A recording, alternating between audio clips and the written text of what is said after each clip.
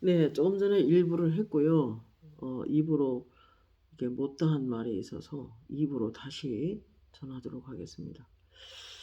에스겔 37장 7절에 10절에 보면은 에스겔이 환상과 음성을 통해서 이제 하나님의 지시를 받게 됩니다.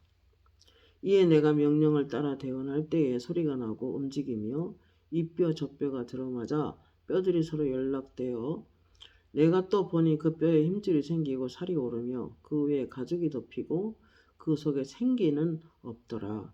내가 이르시되 인자야 너는 생기를 향하여 대언하라. 생기에 대언하여 이르기를 여호와께서 이같이 말씀하시기를 생기야 사방에서부터 와서 이 죽음을 당한 자에게 풀어서 살아나게 해라 하셨다 하라. 이에 내가 그 명령대로 대언하였더니 생기가 그들에게 들어가매 그들이 곧 살아나서 일어나 서는데 극히 큰 군대더라. 근데 에스겔이 본 환상과 음성을 지금 이야기하는 것입니다. 물론 예언의 은사는 덕을 세우고 은혜 받도록 도와주고 그리고 하나님 가까이 가도록 도와주고 권면하고 위로를 주는 것입니다. 그래서 헬라어 원어에는 프로페테이아라는 그 단어는 성령의 영감을 통하여 하나님의 계시를 깨달아 다른 이에게 경고 또는 권면, 하나님께 가까이 하도록 하는 뜻이 있다는 거죠. 하나님의 비밀 가운데 장래일에 대한 경고도 있다는 것입니다. 그러므로 예언의 은사를 받은 사람은 제일 중요한 것이 뭐냐면은 디모데후서 2장 15절을 명심해야 됩니다. 너는 진리의 말씀을 옳게 분별하여 부끄러울 것이 없는 일꾼으로 인정된 자로 하나님께 인정받는 자로 자신을 하나님께 드리기를 힘쓰라 그랬습니다. 늘 말씀을 연구해야 됩니다.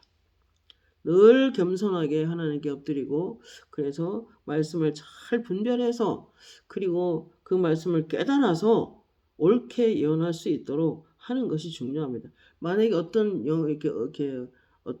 음성이 깨달아졌다고 합시다. 그러면 분명한 하나님 말씀으로 확인을 받아야 되는 것입니다. 하나님은 전지하기 때문에 모든 것을 아시고 하나님은 전능하시기 때문에 못하는 것이 없으십니다. 그러므로 그분은 전능하시고 전지하시기 때문에 모든 것을 알고 계시고 하나님에 관한 지식을 다 갖고 계십니다. 그러므로 지식의 말씀의 은사는 환상을 동반해서 이제 어떤 현재와 과거의 일들을 어떤 것을 정확하게 하나님의 눈으로 깨뜨려 보는 그런 일들을 할 수 있게 돕습니다. 그리고 지식의 말씀은 성경 말씀과 연결되어 있기 때문에 하나님의 말씀을 잘 깨닫도록 돕는 은사입니다.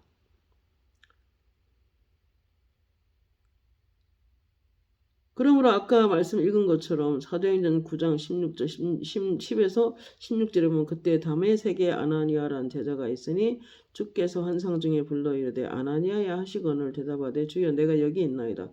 하니 주께서 이르시되 아나니아야 하시거늘 대답하되 주여 내가 여기 있나이다. 하니 주께서 이르시되 일어나 집가라 하는 거리로 가서 유다 집에서 다윗 사람 사울이라는 사람을 찾으라. 그가 기도하는 중이다. 그가 아나니아라 하는 사람이 들어와서 자기에게 안수하여 다시 보게 되는 것을 보았느니라 하시거늘 이라고 봐서는 지식과 지혜의 말씀이 함께 역사하는 걸 볼 수 있습니다.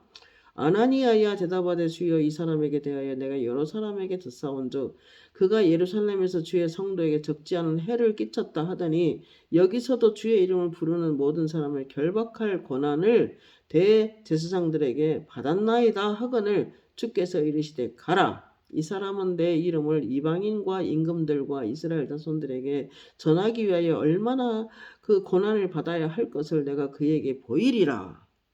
지혜의 말씀을 통해서 보이겠다는 것입니다. 장래의 일을 알리시겠다는 것입니다. 그러므로 지식의 말씀과 지혜의 말씀과 예언이 함께 역사하는 구절입니다. 사도행전 8장 29, 26, 29 주의 사자가 빌립에게 말하여 이르되 일어나서 남쪽으로 향하여 예루살렘에 가서 가사로 내려가는 길까지 가라 하니 그 길은 광야라. 일어나 보니 에디오피아 사람 곧 에디오피아 여왕 간닥의 모든 국고를 맡은 관리인 네시가 예배하러 예루살렘에 왔다가 돌아가는 길에 수레를 타고 선지자 이사야 글을 읽더라.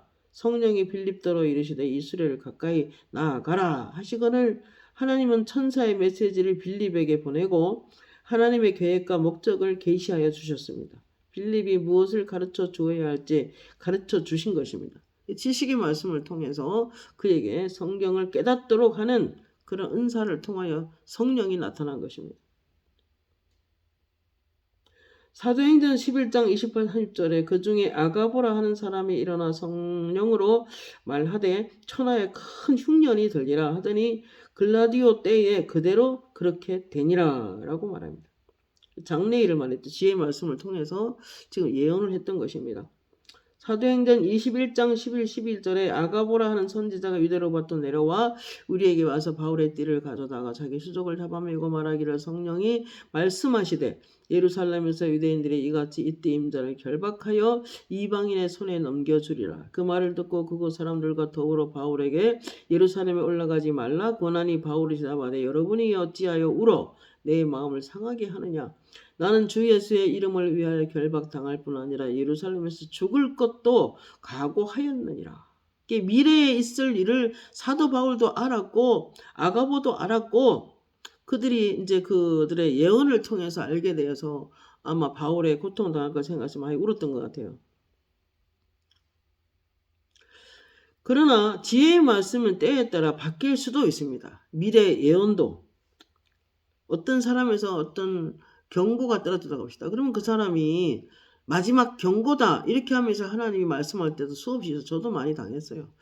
근데 그럴 때마다 똑같은 그 심판이 이루어지지 않았습니다. 간절히 기도하고 아버지 그가 정말 그의 일이 있고 내일처럼 내가 막 울면서 기도하고 내가 그 기도로 막아서고 할 때 하나님 마음은 그러면 이 마지막 경고다 네가 가서 말해라. 근데 그 말하는 게 쉽지 않습니다, 여러분. 결국에는 하나님이 그 심판 들어보면 더 말씀에 집중하고 더 말씀을 배우고 제자훈련도 하고 그렇게 성령이 말씀 안에 와 있고 또 교회 와서 기도하라는 그 말 외에는 별거 없었어요. 그렇게 하면 하나님께서 그 심판과 그런 노여움은 사라지는 것입니다. 얼마나 자비로운 하나님인지 모릅니다. 히스기야 왕 때에도 이사야에게 히스기야 왕에게 가서 왕화 열왕기하 20장 1절에 보면 여호와의 말씀이 임하니라 너는 집을 정리하라. 히스기야에게 하는 말이에요. 네가 죽고 살지 못하리라. 이제 죽는다고 예언합니다. 말씀을 전하고 이제 떠나려고 하는 그 순간에 아직 이사야가 히스기야에게 죽을 것을 예언하고 그 집을 나가기 전에 히스기야가 바로 말씀 듣는 순간에 벽을 마주보고 자신의 죽음을 회개하며 자신의 죄를 회개하며 이제 울면서 하나님께 기도합니다. 지금까지 하나님과 동행했으며 하나님 명령을 지켰음을 호소하면서 하나님 나 회개하오니 살려달라고 이제 기도합니다. 그때 하나님께서 마음이 뜨거우셔서 이사야가 왕궁을 빠져나기 전에 임합니다. 히스기야에게 다시 가서 다른 지혜의 말씀을 전하고 오라고 명령하십니다. 그의 생명을 15년간을 연장시키겠다라고 이제 이사야에게 말을 합니다. 죽는다고 예언하셨지만 15년 연장시켜 주셨잖아요.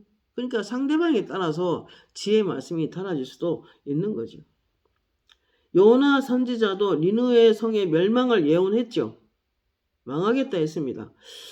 그러나 그들이 그 베옷을 입고 어린아이부터 어른까지 다 온 성의 사람이 회개할 때 하나님께 뜻을 돌이키시고 니느웨 성의 멸망을 면하게 해줍니다. 여러분 아까 멸망하게 하겠다는 것도 하나님의 음성이셨고 그들이 회개하고 돌이킬 때 다시 그 멸망을 유보시키고 다시 은총을 내리는 것을 볼 수 있습니다. 왜냐하면 아버지는 꺼져간 심지를 끄지하고 상하는 갈대를 꺾지 않는 인자로운 하나님이기 때문에 그렇습니다.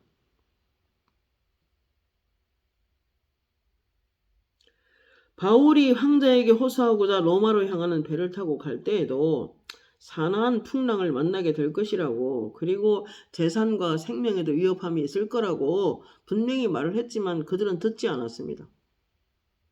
그대로 배를 타고 갑니다. 그러나 몇 날 며칠 가는 동안에 해를 볼 수 없었다는 걸로 봐서는 굉장한 풍랑과 싸웠던 것을 알 수 있는 말씀입니다. 그때 그들은 막 두려워 떨었습니다. 짐들을 다 바다 밑으로 던졌지만 그래도 그들은 생명의 위협함을 느끼고 있었습니다.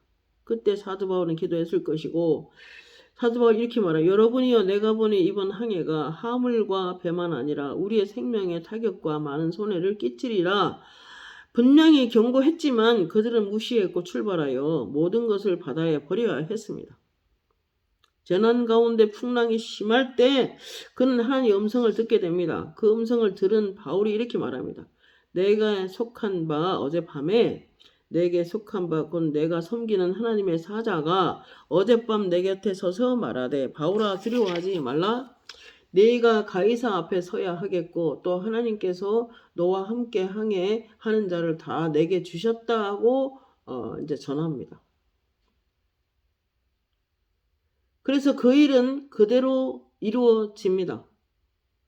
바울의 말대로 하나도 해를 당하지 않고 다 생명을 건지게 됩니다.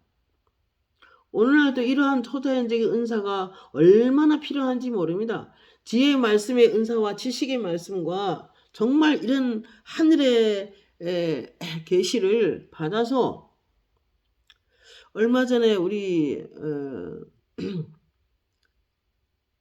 교회에 이제 뭐 제자훈련을 통해서 다 수료도 하고 제자훈련한 분들이 계신데 이렇게 말씀했습니다. 누구야 이 여종은 저를 보고 하는 말입니다. 하늘의 지혜를 받은 자로서 하늘의 지혜를 받고 있으니 네가